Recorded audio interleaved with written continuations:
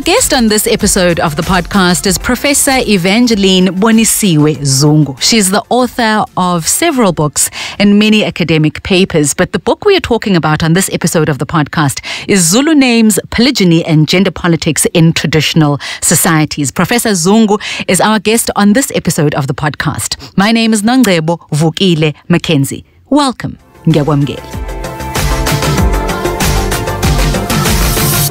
On today's episode of the podcast, we are in conversation with Professor Evangeline Bonisiwe Zungu. She's an academic. She's a professor of African Studies at the University of the Witwatersrand. But what took me about her work was when I was attending a session at the time of the writer, and she's authored a book, Zulu Names, Polygyny and Gender Politics in Traditional Societies. Evangeline, sekubingelela sekwamukela. Ngiyabonga ukuba khona, ngibonga kakhulu ukuthi ningimeme ukuthi ngizoba ingxenye yalolu hlelo olunesithunzi kangaka.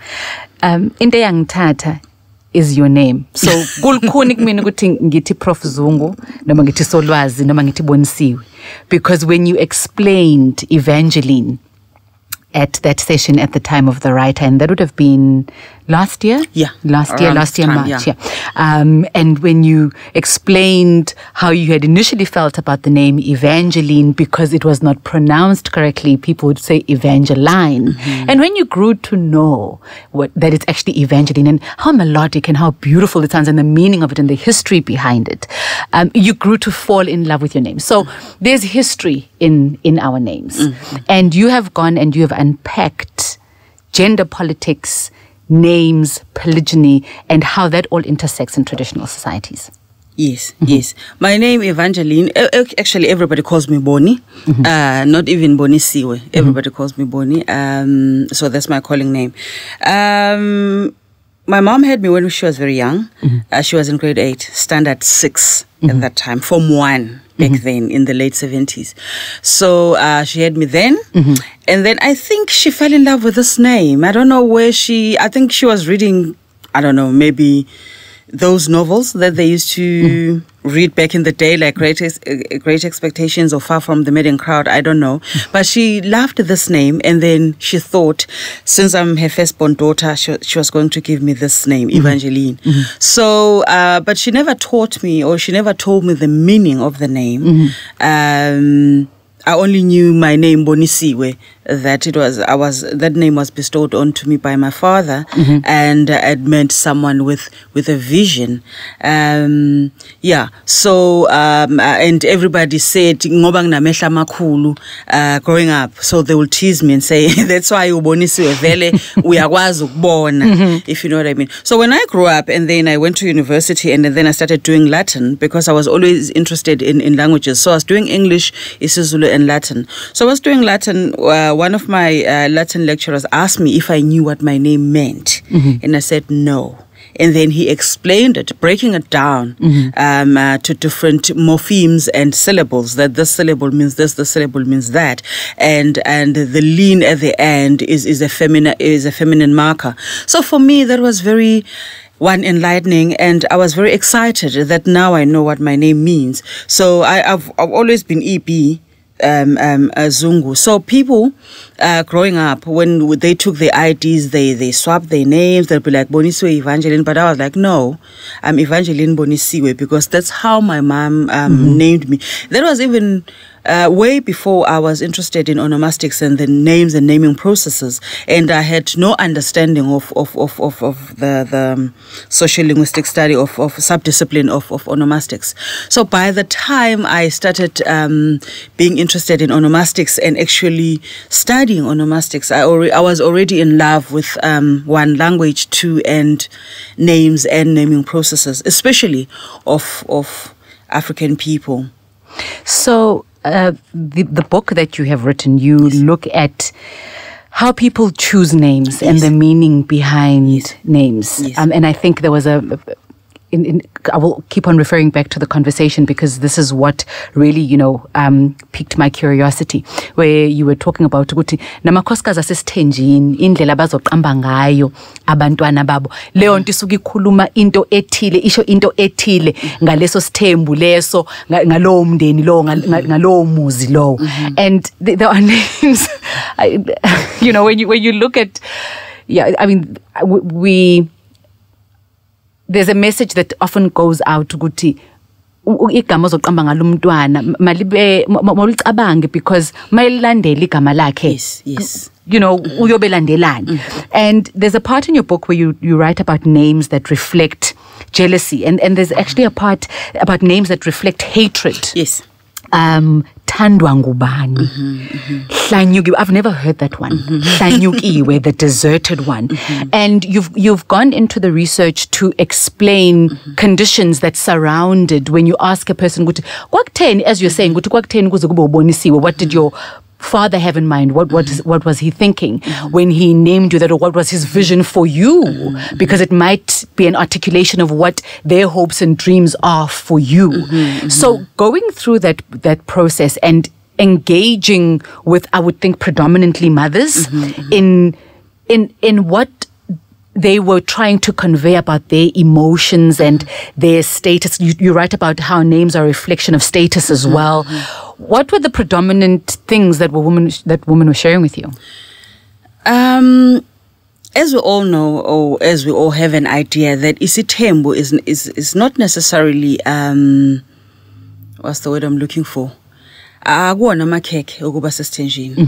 much as sometimes when we looking from the outside in, we think it's all about the glitz and glamour and people having like 6 wives sharing one husband. But the practicality of it is totally different from what you see from the outside. And also it is true that out of the 6 wives, 6 being an example, a husband will have a favorite wife. That's a given. Because a man is a human being, so you will have somebody that you relate to more than other people for whatever reason that they have. So in interviewing these women, for me it was who is the reason why I wrote this book to begin with. She was in a polygamous marriage. She was the first wife, and then my grandfather took a second wife, and then he went all the way to Joburg and he started working in the mines back in the 50s and 60s. And then in Johannesburg he decided to take a third wife. He was struggling to actually provide for the 2 wives already at home. Then he decided to have a third one. So why take a third one? Well, they do these things. I don't know why. And then he took a third one. Obviously, the third wife had everything because he had to buy a house in Johannesburg and provide for her kids and. So my grandmother and her co-wife, they were left here in KZN. They had to fend for themselves, and they had to make sure that the children actually go to school by themselves until he died in the mid-60s. He died in Johannesburg. So it was a very painful experience for them from the time they were married. My grandmother got married at 16. So, and my grandfather died when she was 26. For that 10-year period, she had an absent husband. Goodness me. And that before actually so my grandmother isn't anything because I learned a lot from her because my mom was young when she had me. So I grew up with my maternal grandmother. So she became a surrogate mother to me. So she was a grass widow. Hence I wrote a paper on grass widows at some point. So before she became an official widow, she was widowed because she had an absent husband who would come once a year to visit and make sure that kuhlali sisu, as she would put it, and then he would go back to Johannesburg and come back the following year to make sure that she has another child. So when he died, my grandmother had 6 children. My goodness. And then kwasekfanele abondle all by herself. So she will tell me stories. So I was fascinated with these stories. And then only to find that, abanye abafowabo bakamkhulu had 3-4 wives as well. And in my mother's family, or my mother's siblings, none of them has these kinds of names, lamagama lawa owenza ngawo isibonelo, like onyathelephi ofumbetheni. I don't know why my grandmother chose not to give them such names. I was actually going to go to Fumbetheni because yes. let's finish that, and then because I was actually going to ask a question, because we conjure up a different meaning for Fumbetheni compared to what it actually means. Yes. So my grandmother was a staunch Christian until the day she died. So she decided to go to Nongzobanikeza amagama amahle. My mother's name is Ujabulile, and elinye Utembekile. So she didn't opt for those names, but for most wives who are in real polygyny, this is the only platform that they can vent their pent-up emotions. It's their only outlet. So, because these people believe in the living dead, in the ancestors, they're not allowed to argue, with other wives. They're not allowed to confront each other, even if they're angry with each other. Why? Because it will anger the ancestors. So umushadile umakoti awukwazi ukuphuma egcekeni ulwe nomunye umakoti okhulume amagama amabi, because if you do that, your children will suffer. Kungaphuma ngisho isidumbu ingane yakho could die, because now you're confronting each other emzini wamadlozi, and that would anger the living dead. So these names are given in respect of the living dead. So this is the only outlet for them. I'm showing you my emotions. For instance, if I feel that my husband doesn't love me, he loves my co-wife, then I'll name my child Uthando Njani. Onjani umfazi omthanda, cause nami ngishadile kodwa ungithandi. It's a rhetorical question. So that's the way. In that way, I'm letting my husband know that I'm on to you. I can see that you love her more. She's your favorite wife in Ntandokazi. There's nothing I can do about that, but I can let you know how I feel. Does that... So let's go back to the respecting of the living dead. Yeah. And you see this in different contexts in African society, and I'm sure in other societies, that there was a lady who was not following protocol. Yeah. And at that point, she was 8 months pregnant, and the baby was healthy, the baby was fine. But there was just a little thing that she was not doing. She was supposed to bind her waist, as is custom in her culture. She was supposed to sort of like have a scarf around her waist as emakot. And they kept on saying to her, put on the scarf, put on the scarf.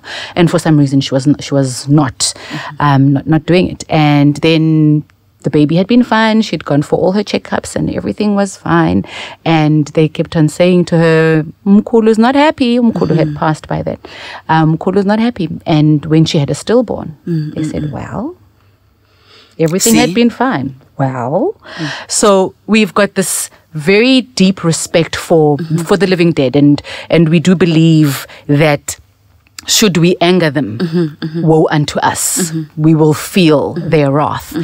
But then I ask myself, in naming in this way, are we not then putting the weight of adults' actions on children? Because if we're saying ukuthi, angithi we also believe ukuthi umlomo uyadala. Yes. Boyikade into oyikhulumayo bokade amagama waphimisayo ngaphambi kokuthi ukhulume ihluze lento oyicabangayo nocabanga ukuthi uyikhulume ungancama ukwagwinya amagama uma ubona ukuthi ngempela kungaze kube sengathi umuntu uyamsongela ivele iyenzeke leyo nto ngenxa ukuthi ukhulume wena udiniwe. So igadi into oyikhipha ngomlomo wakho. So if you're going to give your child lelo gama lelo, is it not then a predictor of the future or something like that? If you look at it at a very superficial level, uzocabanga ukuthi ngoba igama lomuntu liyamlandela. Then if uthi igama lengane yakho ubheka muphi, referring to abathakathi, or uthakathiwe, meaning wherever you go, direct. people will bewitch you. If you look at it at a very superficial level, ungacabanga kanjalo. Kodwa remember ukuthi igama is bestowed on a child, but it's not directed at the child. So when we look on, if I speak at this onomastically, Okay, you know. onomastically. Yes, okay, all right. Okay. Onomastically. Because I was raising my eyebrows at you on a layman's term. Yes. When we look at it, the lexical meaning of a name is a dictionary meaning. Umuthatha nje sichaza amazwi usivula. What does thakathiwe mean? From the verb thakatha, this is what it means. That's a layman's understanding, a lexical meaning. But when we go down to connotative meaning, what connotations do we attach to this name? You know, and what does this name imply? Okay, the name is bestowed on the child, but it is not directed at the child. You know, so we need to take that into account. That if I say ngane yami uthakathiwe, that I'm bestowing that name on her, but it's directed at my co-wife. Okay. So there is an article I wrote on dialoguing within polygamous marriages, you know, where we become co-wives. We're married to umhlongo, both of us. So I give a name like my child's name is Uthakathiwe, and then you respond to that name by bestowing a name on your child. That is a direct response to that name. My goodness. Yes. So we're having a conversation, but we're not having a conversation.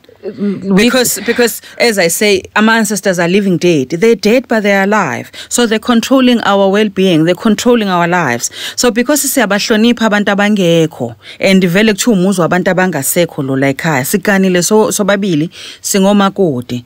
Asikwazi ukukhuluma siqophisane ngoba sibanga indoda. Kodwa we can talk at each other.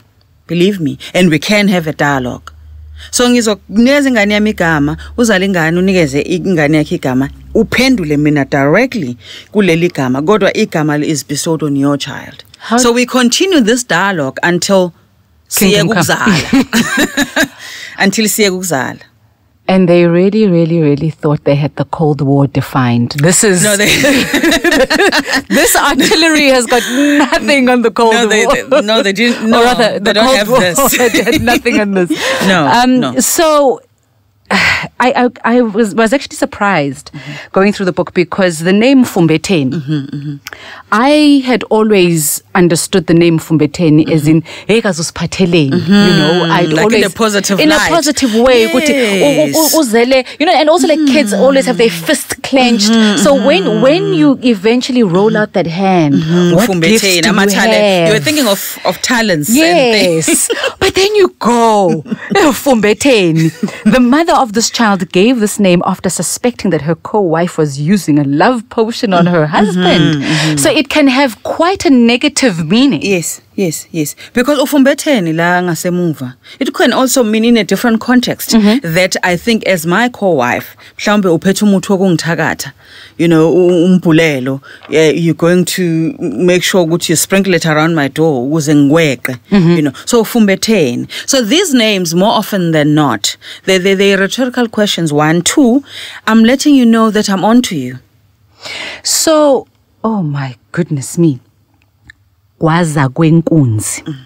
The parents of this child swore that when they found out who caused the death of their children, they would attack him the same way a bull attacks another for territory. Now, you can see that these names are very deep. They're deep in their construction. Yes. They're deep in their meaning. They're deep in the emotion. Because to be that hurt, that deeply hurt, that you swear vengeance. Yes. And you use, I mean, even you've got obviously the academic sort of language for this, but I will just use layman's term. Even Gwaza, kwenkunzi. That's very guttural. That's very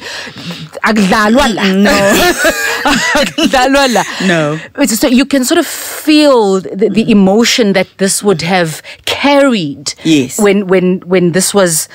When the person was named, and you look at, and I'm not saying that in other parts of our societies this does not exist, but you look at how names are softer now. Nongcebo. Vukile. It's very rare that you will find again in other parts of our country you will find these names that have really deep meaning. But we are finding, and I'm not saying this in any way to sort of demean anyone, but you'll find enzo guhle, miliso guhle, yandisa, all those names that are softer and carry more of a, we are now bestowing upon. We are not using the child as a conduit. Are we still using names correctly if we're using them in that sense? Because what I understood you to be saying in your previous explanation is that the name was a transmission of a message. So the child was a conduit of the message through their naming, or rather the child's name. Let me not confuse the issues. But you are not saying Guti now the child must carry the essence of that name. So you're not saying Guti magube ingane nje zolwana noma yini mawuthukwaza kwenkunzi. That's not what you're saying, but you are transmitting that message through naming your child that way.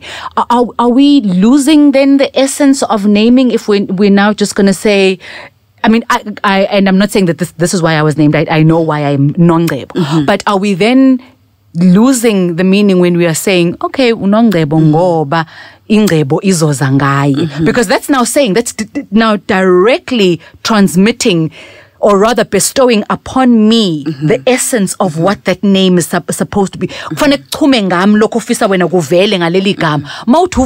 There's a very direct reason why I was named Uvukile. Whereas it seems to me from this book that names had a different objective, different agenda before? Not before. Still. Even currently. In other. Yes, yes. In the book, I was only focusing on names within polygynous families. That's the difference. Okay. Because when you're talking about everybody's child being Owami or Owetu, that's parents just loving the name. There is no story behind the name. Yes. There is no etiology of that name. And also in African cultures, they consider the state of their affairs before they name their children. But nowadays, because mostly children have children, then it's just about Nyaltandi Kamalga Owami. So everybody's Owami, everybody's Enzo. You know, we see go ladies' house, everybody Umaga Enzo, because that's a famous name. You know, there was a time where the name Ayanda, or a name with the stem Oanda, was very in. Or Ayanda, Asanda, Zianda, Zenande, etc., etc. So it's because abazali bayayithanda the sound of that name, so they're like Mawande Umdeni, you know. So they love that name. So if you ask them, what's the story behind the name? No, ngiyalithanda nje igama, you know. So it depends on. Remember that abantu abangama Zulu in this case, they're very, what's the word I'm looking for? Bangabantu abaningaya. They're very philosophical. So uma ngizothi kwena leli gama is a rhetorical question. Kushukuthi wena as a person lo muntu lo licabangile leli gama, but wangafuna ukuyibeka inkulumo njengoba injalo, wasalihlanekezela ukuthi uma wena umuntu okhuluma isiZulu uzoyizwa lento usho kumina akabuza umbuzo ukhonta ngitshela yona angithi yabo. So into kanjalo uma ngabe ukuthi ke kodwa futhi mhlambe inendawo esihlala kuzona, mhlambe uhlala endaweni esedolobheni, lokho akuninga, lokho akujula kolima unakho isikhathi esiningi. Uma ngabe nje ngizothi ingane mhlawumbe nakhona ugwazwa kwenkunzi, mhlawumbe kwankunzi leya uyazi ukuthi yini, kuzoba nzima ukuthi uqhamuke negama elizoba njalo. Kanti labantu laba abalwaziyo ulimi kuzoba lula ukuthi amagama ezingane zabo uyabona kube amagama njalo. Umbuka abantu baqala isikhathi esiningi ulimi lwabo belijulile, bengalona lo esilikhuluma manje, uyabo. Mhlawumbe kuzovela kuthiwe nje ingane igama lawo madoda nenzani, yebo. Bese yabuza ukuthi yini ayenzekile ngaleso sikhathi uma ekhulelwe. As I said, would you consider the state of our affairs before we name our children? It could be state of our affairs from conception, you know, from the time the mother conceived, or before the mother conceived, what happened? So if your in-laws don't like you, obviously the name that you're going to bestow on your child is going to reflect that. Okay, so the living conditions within the polygynous homestead, the relations, the dynamics between you and your co-wives, you know, all of that. So that is what you take into account when you give a name to a child. So it's not going to be Ubegelweni. Yeah, I have an aunt whose name was Unyatelepi, because they felt like Uvuvukalelwa zinyawo. khona abambekele yona lana so unyathele phi. Oh, okay. It's interesting because as we're having this conversation, I'm reflecting on names within our family. So my grandmother was the first daughter. So Babeu 9. And she was the first daughter, but Wayo was 4. So amagamake ubusisiwe Phumzile Sangweni. So wawuthima umbuza ukuthi akuchazele ngamagama ashuthi waqanjwa ubaba wakhe njobe uphumzile uphumuza mangwane busisa mangwane. And so then I would always ask myself, why not say that though? Because manje siya angithi baningi ozamangwane bakhona babaningi ozamazibanibani ukuveza lokho ukuthi ngempela samukela ingwane elihle la. And I wonder is there a reason why in some cases kungabi that direct kube ukuthi nje baqoqa nje bathi phumzile bathi nje busisiwe kunokuthi. And linguistically maybe there's a I don't know. I'm curious because I've always wondered it's so beautiful uphumuza mangwane. For me it would be so nice to hear the whole thing phumuza mangwane. But then also kufanele ukukhumbule ukuthi uzalwe nini. Like ugogo wami was born in the 20s during the depression. So ama generations ayahluka. Kukhona amagama in ngaleso sikhathi. Oh yes. Like enzo nje. Melo bangaleso sikhathi. Yes. Ba in right now, Like uma wami ujabulile usisi wakho sibongile. Cause leyo generation yabo amagama in lawo, So kuya ngokuthi umuntu uzalwe nini. Nozama ngidi labo zamazungu zamancwane. Amagama akuyiphi generation ezalwe nini mhlamba ama late 80s early 90s abantu abanalawo magama manje isikhathi esiningi njoba kwase kuthi mhlambe ngoma early 2000 kwaba oanda kakhulu anda manje seko Enzo Melo owami obani so amagama lawa ngithi njenga wonke ama fashion trends ayangena aphume njoba mina ngubonisiwe kureke ukuthi ngibona ingane encane ubonisiwe. Isikhathi esiningi ilabantu bakwi generation yama late 70s early 80s azoba nalawo magama and uyazi futhi abantu amagama bayawa stereotype like mawuzoba bonisiwe bathi khona uboni wakamashe ngimaziwe akwazane da i generation akhule kuyo beyikanjalo. So amagama nawo nama fashion trends so ngenza ukuthi babephumuza amangwane kodwa ngaleso sikhathi babengabaningi ozamangwane noma babengekho at all kwangeyona trend yangaleso sikhathi wazalwa nini uyabona. Ngithatha isibonelo nje khona abantu abawona magugu ake aba in lawo magama kubantu abazalwe ngama 60s onomagugu kodwa manje kureke ukuthi uthole unomagugu unless kuyigama that is commemorating an ancestor. So amagama ayahlukana njengoba ngisho ukuthi kule ncwadi bengibheka only lawa kuma polygynous families mainly amaningi awo not all but most of them ayakikiliza ayaqopholoza the rhetorical in nature kodwa lokho akusho ukuthi kwamanye ama polygynous families ababe besayiqamba ingane bathi homele ukuthi basebenzisa lawa kuphela. No. It's just that mina la bengifuna ukubona ukuthi I wanted to prove my hypothesis because bengifuna ukuveza ukuthi in traditional societies this is the outlet that women use, this is the platform that women use to actually let other people know this is how I feel. I'm suffocating and nobody's paying attention. The husband has 6 wives and he only pays attention to one, maybe because he's bewitched, maybe because the wife is using umuti or she's using intando or whatever you want to. So this is just a platform for women to actually say, hey, here I am, hear me. And how involved were men back then compared to now, and what is the difference, if there is, in the naming of their children?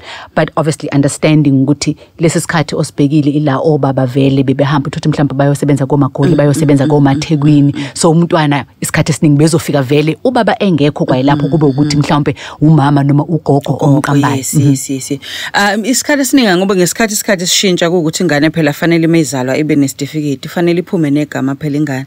If ubaba and izaliwe ingane ubaba wanga shigama noma wangalisha igama omama bakhona fanele igama lengane lelo balisha ingane yazi ukuthi ubani and ingane from njoba ngisho ukuthi when they consider the state of their affairs they look at ingane from conception because kubantu abamnyama ingane from the time you conceive by ingane. That is why if you miscarry kufanele kube nama rituals that are performed because that's that's a human being. That is why most black people are against abortion even if ngabe una 2 weeks because kubona umuntu lo to black people. So they look at state of their affairs, the family dynamics, the relations within the family, the homestead from the time of conception. You know, what was happening? More often than not, the fathers are not there, you know, to actually fully understand the dynamics of the family and fully understand how each wife felt. treats. Yeah. So they, I don't want to say they're clueless, but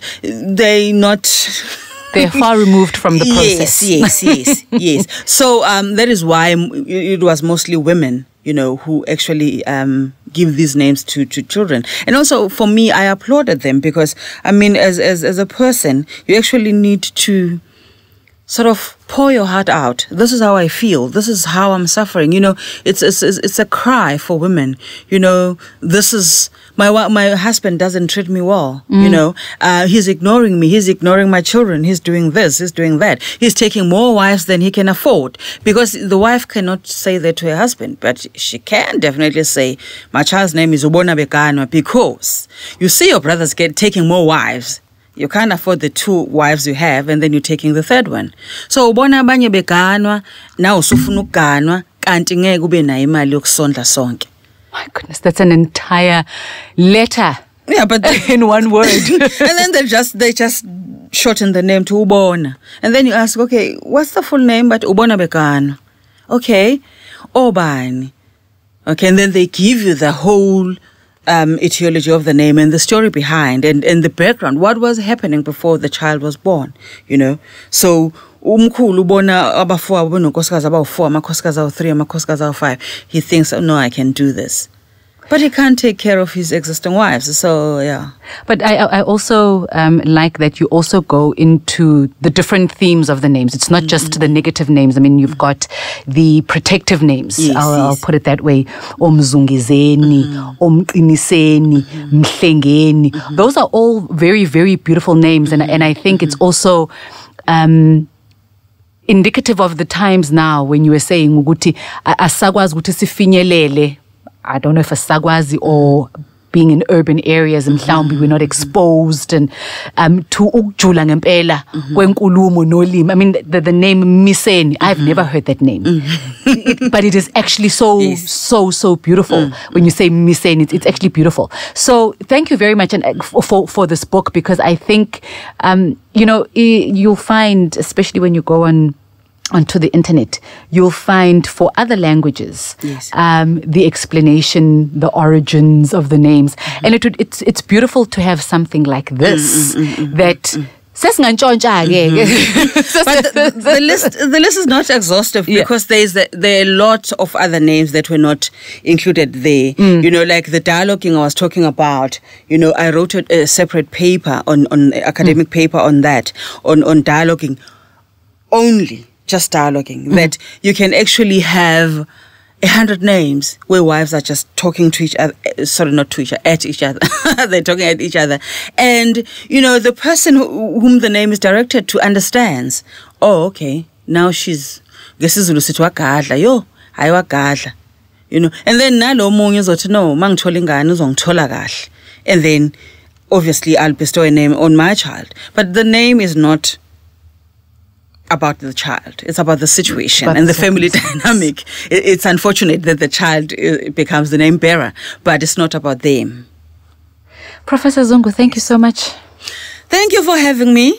Thank you. It was quite a nice talk. Thank you. And thank you for joining us for this episode of the podcast. Remember, you can like, review, and share this podcast episode from the channel you're listening on.